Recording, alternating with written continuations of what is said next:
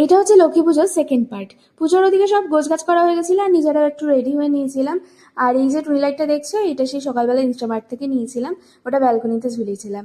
আর ওদিনকে না ওয়েদারটা খুব খারাপ ছিল, খুব বিদ্যুৎ চমকাচ্ছিল আর বৃষ্টি বৃষ্টি ওয়েদার ছিল একটু।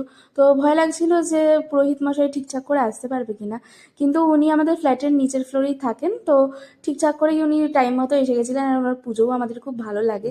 তারপরে মা পাঁচালি পরে নিচ্ছিল আর আমরা এখানে বসে বসে ওয়েট করছিলাম যে কখন পাঁচালি পড়া শেষ হবে আর আমরা প্রসাদ খেতে পারবো।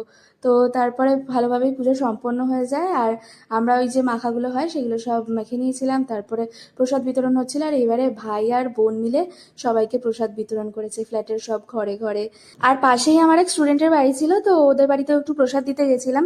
সাথে আমার ভাই আর বোন দুজনেই গেছিল। আর এখানে ও আমার ঘর থেকে ওই ক্যাব বন্দুকটা নিয়ে এসেছিল, ওটা নিয়ে আমার বোনকে তাড়া করছিল ভয় দেখানোর জন্য। তো বাড়িতে এসে একটু বকাও খেয়েছিলাম দৌড়ানোর জন্য। তারপরে এসে ডিনার করে নিয়েছিলাম আমরা, ওই প্রসাদ দিয়েই ডিনার করেছিলাম। তো খিচুড়ি, লাবড়া, বিভিন্ন রকমের ভাজা, পায়েস এগুলো ছিল।